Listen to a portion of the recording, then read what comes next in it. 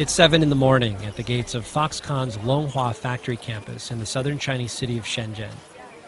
Nearly 250,000 people work at this factory. The average age runs from 18 to 25 years old.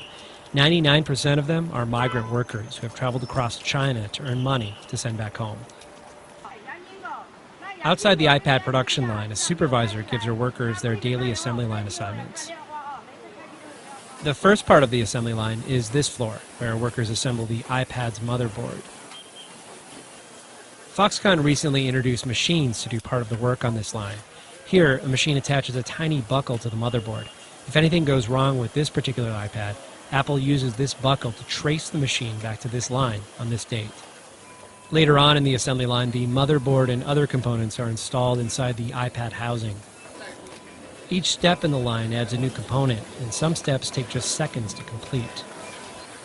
Like this step, where a machine is used to press the iPad battery into the housing. Workers usually rotate their jobs every few days. Workers on this line start out making around $14 a day. After a couple of years, their salary doubles. After workers install the LED touchscreen display, the iPad is nearly complete. But first, the iPad takes a ride on a machine that tests its gyroscope, which is used when playing video games.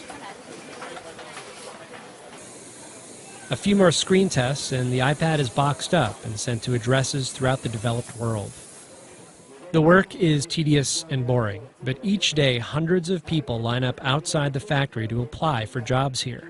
On this day, 500 applicants, many of them tired from traveling days from their home village, arrive with the hopes of working here.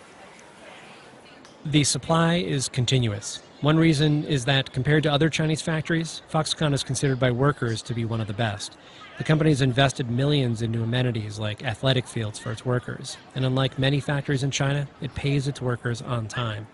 Still, more workers these days are leaving Shenzhen to return home to work. Foxconn has picked up on this trend.